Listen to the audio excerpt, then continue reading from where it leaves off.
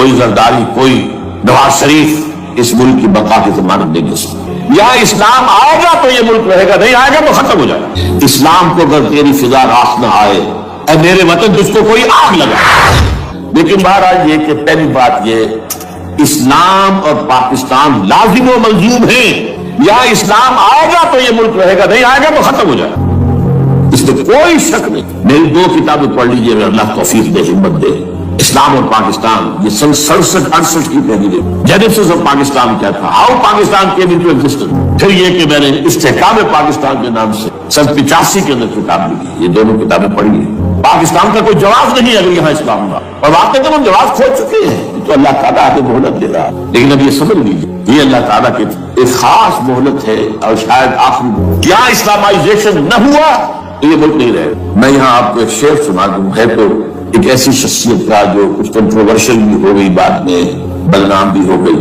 ایک زمانے میں جماعت اسلامی کے بڑے مخصوص کارکن تھے وہ، مولانا قاسم، انہوں نے بڑا تلخ شعر کہا، اسلام کو اگر تیری فضا راست نہ آئے، اے میرے وطن تجھ کو کوئی آگ لگائے۔ ہمیں اسلام چاہیے، اور اسلام نہیں آئے گا تو یہ ملک نہیں، کوئی زرداری، کوئی نواز شریف اس ملک کی بقا کی ضمانت دے۔ اس کی بقا ہے اگر تو اسلامائزیشن۔ 61 سال کی ہماری بے وفائی اللہ کے ساتھ کیے ہوئے وعدے کی، اس کا ایک عذاب ادنا ہم جھیل چکے ہیں۔ 71 یا 361 پاکستان 2 لخت، 94,000 مسلمان پاکستانی بھارت کی قید میں بھیڑوں بکریوں کی طرح ہانک کر لے جائے گئے، ٹرکوں میں بھر بھر کر، جیسے کہ ڈیرہ غازی خان سے بھیڑیں بکری آتی ہے لاہور میں ذبح ہونے کی، کنسنٹریشن کیمپ۔ ہمارے ٹائیگر نامی جرنیل نے پیش کیا اپنا ریوالور، کتنے لوگ مارے گئے، کتنا فساد ہوا، مسلمان کے ہاتھوں مسلمانوں کا خون گیا۔ یہ اللہ کا ایک خاص عذاب ہوتا ہے۔ میں نے بات آپ کو سنائی تھی، قل هو القادر على ان يبعث عليكم عذابا من فوقكم او من تحت ارجلكم۔ اے نبی سے کہہ دیجیے اللہ اس پر قدرت رکھتا ہے، جب چاہے تم پر کوئی عذاب اوپر سے بھیج دے، تمہاری زمین کے نیچے سے نکال دے۔ زلزلہ آیا تھا کہ نہیں؟ او يلبسكم شيعا، ایک تیسری شکل بھی ہے، نہ اللہ آسمان کو کوئی تکلیف دے، نہ زمین کو۔ زمین پھٹے گی تو آدمی جائے گا نا، بلکہ تمہیں گروہوں میں تقسیم کر کے، او يلبسكم شيعا فَيُذِيقَ بَعْضَكُمْ بَعْضَ بَعْضٍ، تو ایک دوسرے کی قوت کا ایک دوسرے کھائے، تم خود ایک دوسرے کے گلے کاٹو۔ ہمیں کسی اور قوم کو تو کچھ دینے کی ضرورت نہیں ہوگی، یہ کام ہمارے ساتھ ہو چکا ہے 1971۔ بہرحال اب اس کے بعد بھی تاخیر تو ہماری ڈیوٹی پوری ہے۔ اب ہم اس جگہ پر پہنچ گئے کہ شاید اب عذاب الاکبر آنے، وہ آیت میں نے شروع میں پڑھی تھی، وَلَنُذِيقَنَّهُم مِّنَ الْعَذَابِ الْأَدْنَىٰ دُونَ الْعَذَابِ الْأَكْبَرِ لَعَلَّهُمْ يَرْجِعُونَ۔ چھوٹا عذاب آیا 1971 میں پاکستان، بہرحال مغربی پاکستان جو برقرار رہا، اس کا نام بھی پاکستان رہا۔ اب شاید بڑا عذاب آ رہا ہو، بلکنائزیشن، جس کے نقشے جو ہیں دنیا میں شاید کیے جائیں۔ اور اس اسلامائزیشن کے لیے جو میں کہہ رہا ہوں کہ اس کے بغیر یہاں پاکستان نہیں رہے، اس کے لیے اس کی جو دستوری، تدریجی، قانونی، پرامن اگر راستہ اختیار نہ کیا گیا تو ملیٹنسی بڑھے، یہ رکنے والی نہیں۔ یہ جو اوپر کا جو علاقہ ہے، ایک ٹرائنگل ہے جس کا نقشہ کھینچا ہے ایک بہت بڑے مصری ادیب اور مورخ نے، شکیب ارسلان ان کا، انہوں نے کہا ہے یہ پامیر سطح مرتفع جو ہے پامیر، جسے روح آف دی ورلڈ کہا ہے، اس سے پہاڑوں کے سلسلے نکل، وہ چین کی طرف چلا گیا، وہ تبت کی طرف چلا گیا، وہ قراقطہ ادھر آ گیا پاکستان کی طرف، ہمالیہ آ گیا پاکستان انڈیا کی طرف، ادھر ہندو کش چلا گیا افغانستان میں۔ یہ سب جیسے کہ ایک جو پہیا ہوتا ہے اس کے جو لگے ہوتے ہیں اسپوکس جنہیں کہتے ہیں، اس نے کہا کہ ایک طرف ہمالیہ اور ایک طرف ہندو کش، اس کے درمیان میں جو قوم رہتی ہے، اب نوٹ کر لیجیے، یہ ہمالیہ کا ایم جو ہے مغربی، وہ کیا ہے، یہ نتیا گلی وغیرہ اسی کا حصہ ہے، اس کے بعد ختم، دریائے سندھ بہ رہا ہے، لیکن اوپر جا کے وہ ٹرن دیتا ہے رائٹ کو، تو پھر اب وہ قراقرم اور ہمالیہ کے درمیان جاتا ہے، جہاں تک کہ انڈیا سے اس کا داخلے کا راستہ آ جاتا ہے۔ لیکن یہ جو ہے یہ درمیانی راستہ، یہ اصل میں ہندو کش ادھر اور ہمالیہ ادھر، اس کے درمیان جو قوم آباد ہے، اور اس ٹرائنگل کا بیس ہے مالاکنڈ کا پہاڑ، مالاکنڈ، ہمالیہ، ہندو کش۔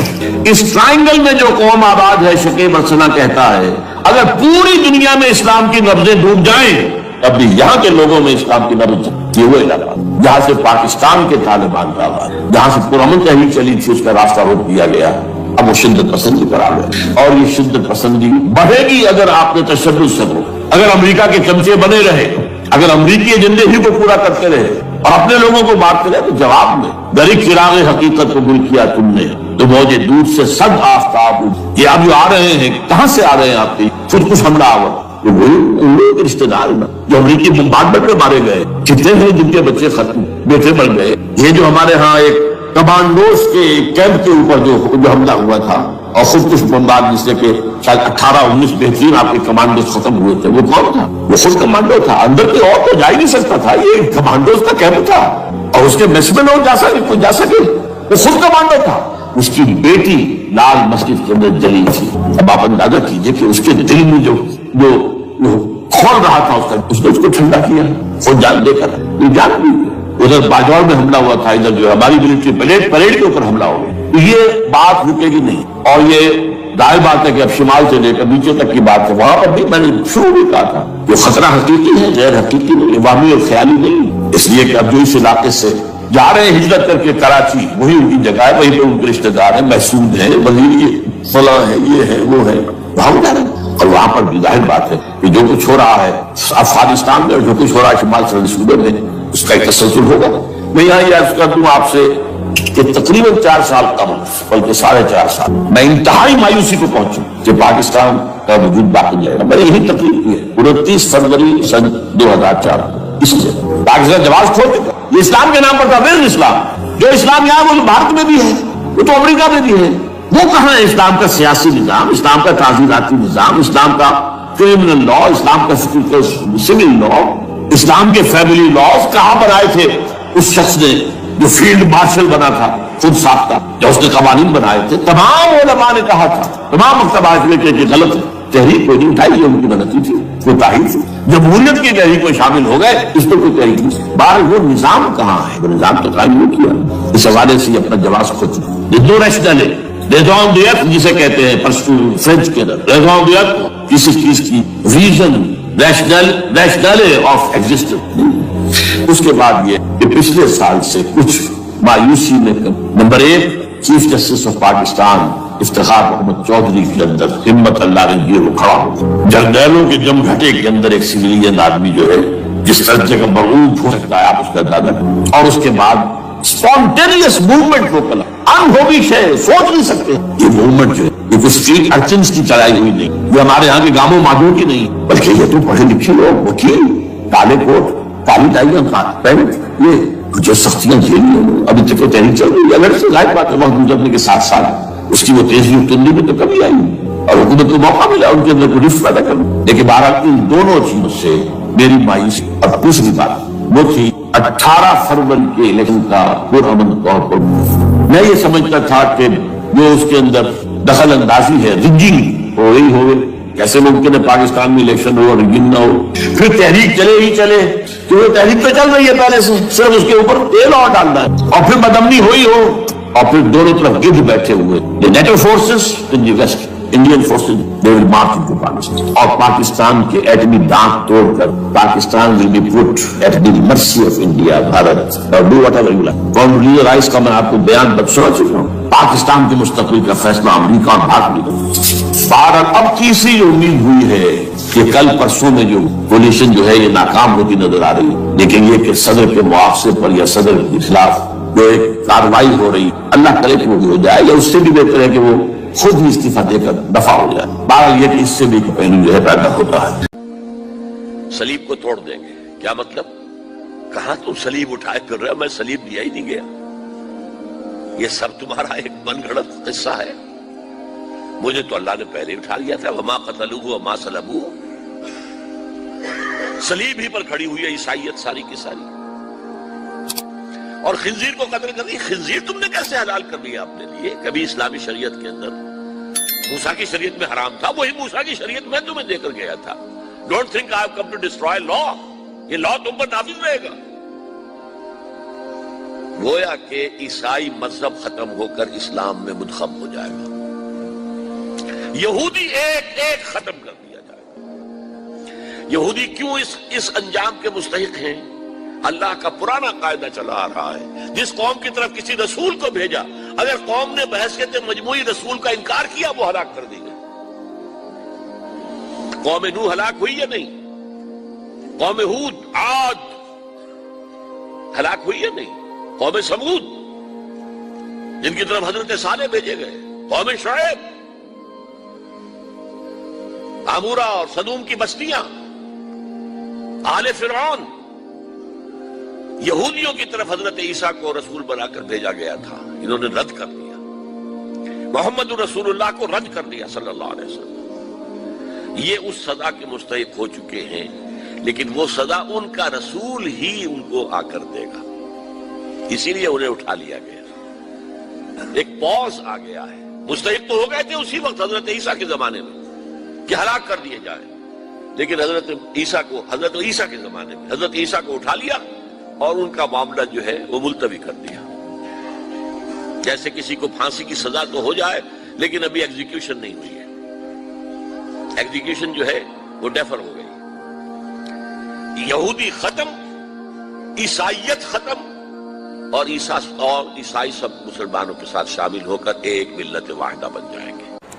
अच्छा, ये जो मैंने कहा है कि ये अमेरिका ने जो मुजाहिदीन की क़यादत थी उसे आपस में लड़ाकर फिर यहां से भाग जाने के अंदर आफियत समझी, उसकी वजह यह थी अमेरिका को अंदेशा था कि ये लोग पढ़े लिखे जदीद तालीम याफ्ता हैं, ये इंजीनियर्स हैं, गुलबदीन हिकमतयार, अहमद शाह मसूद, उस्ताद रब्बानी बड़े आलिम हैं, फाजिल हैं, अब्दुल रसूल सैयाब अल अज़हर के पढ़े हुए थे, इसी तरीके से सिबगतुल्लाह जो हैं वो भी बड़े आलिम आदमी थे और पढ़े लिखे आदमी थे, जदीद तालीम याफ्ता भी और कदीम जदीद याफ्ता भी।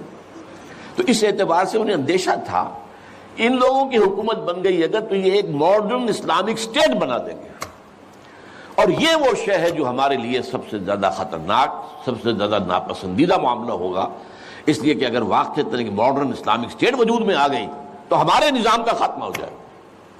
वो तो ये कि सूरज तुलू होता है तो तारीकी तो जाएगी, रात को तो जाना ही जाना है, वो तो जब तक सूरज तुलू नहीं होता रात की तारीकी है, ये उन्हें अंदाजा था खूब। बहरहाल इसलिए उन्होंने खास तौर पर इनको आपस में लड़ाया भी। उसके बाद यह है कि जब अफगानिस्तान के लोगों के नाक में दम आ गया तो अब ये एक मर्द मुजाहिद मुल्ला उमर खड़ा हुआ, वो कोई बड़ा आलिम दीन नहीं बल्कि पूरी तरह जो है वो तालीम याफ्ता भी नहीं है अरबी मदारिस वगैरह से, और उनके साथ अरबी मदारिस के तलबा तालिबान वो कुछ खड़े हो गए, कमर कस ली कि अब यहाँ किसी तरह अमन कायम किया जाए। ये पुकार ऐसी थी कि जो गोया कि अफगानों के दिल की पुकार थी, तंग आए हुए थे इन वार लॉर्ड से और उनके मजालिम से और उनके इस्तेहसाल से, लिहाजा वो जहां गए उनका इस्तकबाल हुआ। बहुत से लोगों ने अपने हथियार इनके हवाले कर दिए, यहां तक कि गुलबदीन हिकमतयार जो बिल्कुल काबुल के पास पड़ा हुआ था अपनी फौजें लेकर, और गोया कि वो किसी फाइनल असॉल्ट की तैयारी में था, जब ये आए हैं तो उसने रास्ता दे दिया और खुद पीछे हट गया। इस तरीके से यूं समझिए कि दर हकीकत अफगानिस्तान में इन तालिबान की हुकूमत जो है ये गॉड गिवन है। वो जो एक शेर है कि खुद ब खुद तैयार है पके हुए फल की तरह, देखिए गिरता है आखिर किसकी झोली में फरंग। तो ये हालात ने इस दर्जे सूरत इख्तियार कर ली थी कि ये तालिबान को कोई रेजिस्टेंस नहीं मिली और उनकी जो है हुकूमत कायम हो गई। बल्कि ये गोया कि अल्लाह ताला की जो है हिकमत का एक ज़हूर हुआ है। इसमें अमेरिका ने और अमेरिका के कहने पर पाकिस्तान ने, सऊदी अरब ने, इमारात ने तालिबान को सपोर्ट किया। बेनज़ीर की हुकूमत थी, कहाँ बेनज़ीर जैसे सेक्युलर जहन की और आज़ाद ख्याल किस्म की औरत, कहाँ तालिबान मौलवी मुलाटे उनके ख्याल के मुताबिक। सऊदी अरब ने अमेरिका के हुक्म से मदद दी, इमारात ने मदद दी, पाकिस्तान ने तस्लीम कर लिया, सऊदी अरब ने तस्लीम कर लिया और इमारात ने तस्लीम कर लिया। उनकी जो है एम्बेसडर्स वो आकर यहाँ बैठ गए। उसकी वजह क्या है? अमेरिका समझता था ये ठीक नहीं, मुल्ला मुलाटे हैं, इन्हें कोई दुनिया का तो इल्म है नहीं, ये जानते ही नहीं, लिहाजा इनसे खेलना आसान है, इन्हें हम अपनी उंगलियों पर नचाएंगे, इनको कठपुतली बना लेंगे। इस पहलू से उन्होंने कहा कि ये अच्छा है, ये लोग अगर आ जाएं तो ठीक है। वो खतरा नहीं है कि यहाँ कोई एक ऐसा इस्लामी निज़ाम सामने आ जाए जो जदीद दुनिया के तमाम तसव्वुरात और तकाज़ों को भी पूरा करता हो और किताब और सुन्नत के तकाज़ों को भी पूरा करता हो, इसका कोई अंदेशा नहीं है। लिहाजा उन्हें मदद दी। लेकिन हुआ क्या? दो काम ऐसे हुए हैं کہ ایک تو افغانستان کے 90% علاقے پر قبضہ جو ہوا تو امن، کلی امن، چوری ختم.